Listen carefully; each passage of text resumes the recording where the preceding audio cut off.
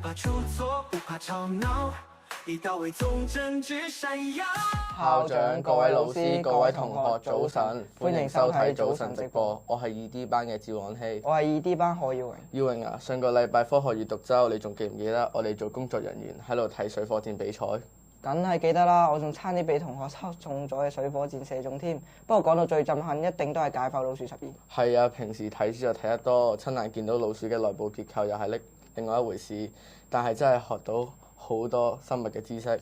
冇錯，要實踐先係科學啊嘛！而家就一齊睇翻科學閱讀週嘅精彩片段啦。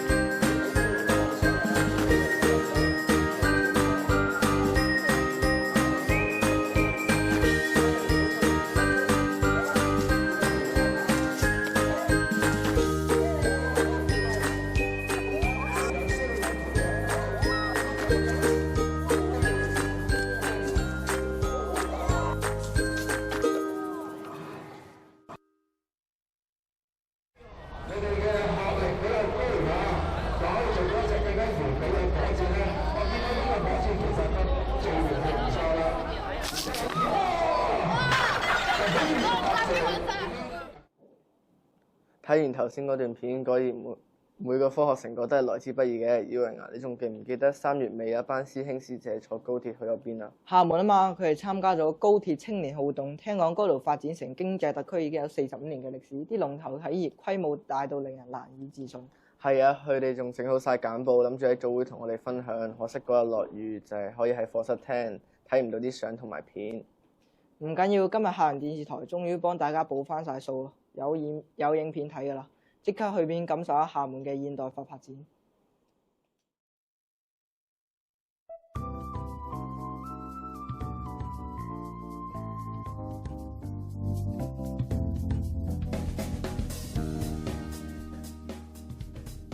今次我哋乘搭高鐵由香港去到廈門，只需要3個幾鐘，可以睇到高鐵嘅好處同埋便利性。先高鐵可以滿足唔同嘅需要，例如高鐵上有餐車車廂啦，可以迎接乘客嘅偏好去提供同類嘅食物俾佢哋。座位亦可以提供根據顧客立即自身情況任意去調整角度。其次，高鐵嘅 APP 可以提供更改班次嘅服務。如果乘客要臨時更改咧，可以提早15分鐘前更改。而高鐵其中最大嘅一個優點係準時、方便、快速，係會準時到達站點。高鐵嘅路途時間較短，可以令乘客更好地編排行程，例如計什麼時候出發同離開。除此以外，對比飛機，高鐵更加環保，因為佢嘅燃料會較少，但係又可以乘搭更多乘客。火車雖然有類似嘅服務，但高鐵嘅服務更加全面同埋快捷。最後，高鐵係香港同內地緊密聯繫嘅關鍵，佢吸引到港人北上消費，增加內地嘅經濟。高鐵可以令香港居住、內地工作，將來我哋都可以會有更多嘅選擇。嚟緊想介紹下考察咗嘅廈門重要產業與企業。第一間去咗嘅係廈門天馬顯示科技有限公司，佢成立於1983年，佢喺1995年喺深圳證券交易所上市。佢係中航工業先進製造板塊中嘅骨幹企業。天馬主要產品擴展應用於智能手機、平板電腦、智能穿戴、智能家居等眾多領域。喺考察入邊，我哋認識咗原來廈門產業係以多元化嘅佈局策略。天馬企業業務涵蓋於醫療、航空等領域，可以啟示出我哋唯有跨領域嘅產品發展及研究，先至可以有效分散風險，並喺唔同產業嘅數位化轉型中搶佔先機。除咗廈門天馬顯示科技有限公司之外，我哋仲去咗參觀廈門軌道建設發展集團。佢成立於2011年11月。佢嘅主要佈局係交通投資建設、軌道交通運營管理、完善城市開發、運營管理3個板塊。而軌道建設公司嘅核心價值觀係奮進、專業、卓越、自豪，代表咗佢哋嘅使命同埋佢哋嘅願景。同時，佢哋亦都俾我哋見到佢哋請咗好多有天分嘅年輕人，凸顯咗佢哋唔會固步自封，想同國家同步發展。接下嚟我哋介紹嘅主題就係廈門嘅僑鄉文化。首先，我哋嗰日去咗鼓浪嶼，亦都係我最中意嘅地點。呢度擁有中西合璧嘅建築，島上嘅居民都識唔同嘅語言，例如閩南話、英文、馬來文。之後第二日，我哋去咗中山路文化區，呢度擁有深厚嘅文化底蘊，一樣都係中西合璧嘅建築，亦同時保留咗傳統嘅建築，可以俾我哋認識到背後嘅歷史，係一個廈門嘅旅遊勝地啊！最後我哋去咗集美學村，呢度係由陳嘉庚先生創辦嘅，係一個20世紀建築遺產，周圍充滿咗學術氣息，展現到濃厚嘅閩南僑鄉文化，可以見到僑鄉離鄉別者到外地賺錢貢獻國家，將外地嘅文化帶翻中國，令到今時嘅中國更加先進。所以如果我將來學到新嘅嘢，我都會想帶翻我嘅家鄉。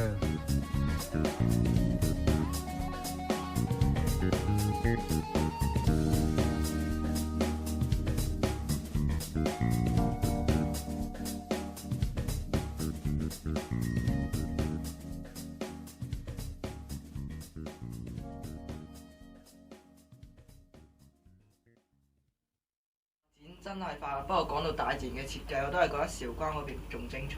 韶關我知道嗰個最出名嘅景點係丹霞山，我仲記得之前班同學喺禮堂台上面分享過佢哋嘅經歷，聽落好刺激㗎。係啊，之前我哋喺校園電視台都播過啲相片嘅花絮，但聽過今次嘅片段係有同學仔真摯餞甜，仲有好多同學仔嘅活潑活動，可以睇得出佢哋好充實同埋好開心。咁就要認真啲睇下同學仔嘅誠意之作啦，去片。我冇諗過，係風和日麗嘅天氣，霎時嚟咗一場大雨，大家仲要冒住險行山。不如唔好行啦，我哋。邊個冇遮嘅落嚟先？係全濕晒。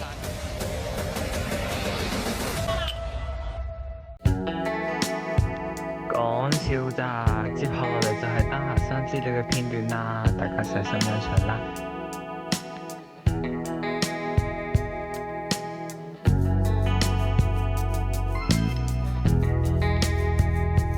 第一日，我哋去咗韶關最有名嘅景點，就係丹霞山啦。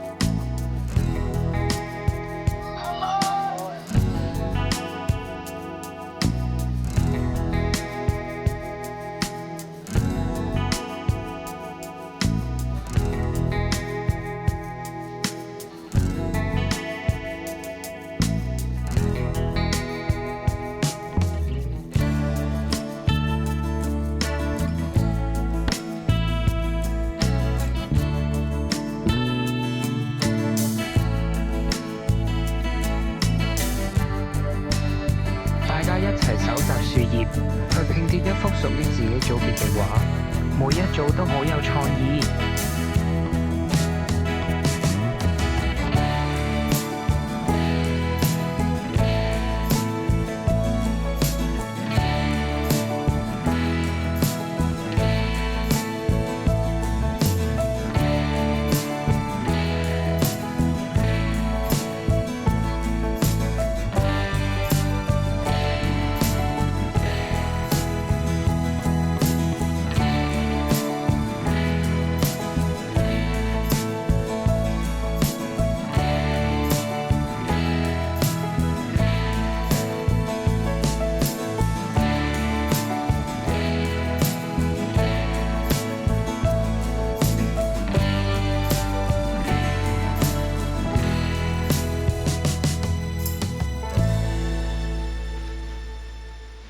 多謝大家收睇《丹下山之旅》。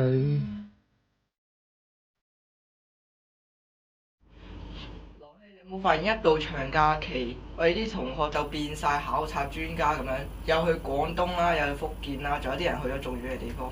你係話西安敦煌考察之旅嗰次喺台上面聽分享，見到佢哋講去咗絲綢之路同埋莫高窟，真係好吸引啊！係啊，上次睇相片花絮同聽台上講嗰陣，見到佢喺三個影啲相影到爆。我哋啲同學唔單止自拍勁，俾人影嘅技術都係出神入化。而家就等我哋透過短片，正式跟住佢哋嘅步伐，去一次歷史之旅啦！去片。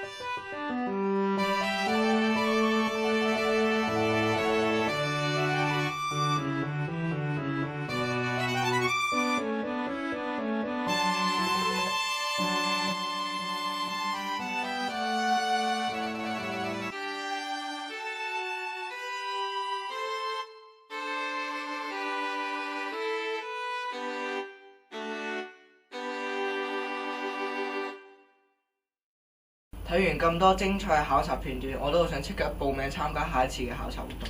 冇錯，其實學期都好快就已經到尾聲，大家可以一齊留意下有咩活動可以報名。最後，如果大家想重溫呢啲片段，可以到我哋校園電視台嘅 YouTube channel 睇返。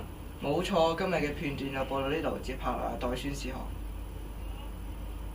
代楊慧芬老師宣布，請初中課後支援班嘅同學今日放學後下午4時15分前準時到達上課地點上課。詳情可留意課室張貼嘅資料。如有疑問，需盡快聯絡楊慧芬老師。代卓慧老師嘅宣布，若要訂購6月份飯盒嘅同學注意，訂餐截止時間為今日，同學必須準時在截止日期前完成辦理訂餐手續及付款。同學如於訂飯上遇上任何問題，可直接與飯商聯絡，或到新力教研室與卓慧老師或郭靜婷老師查詢。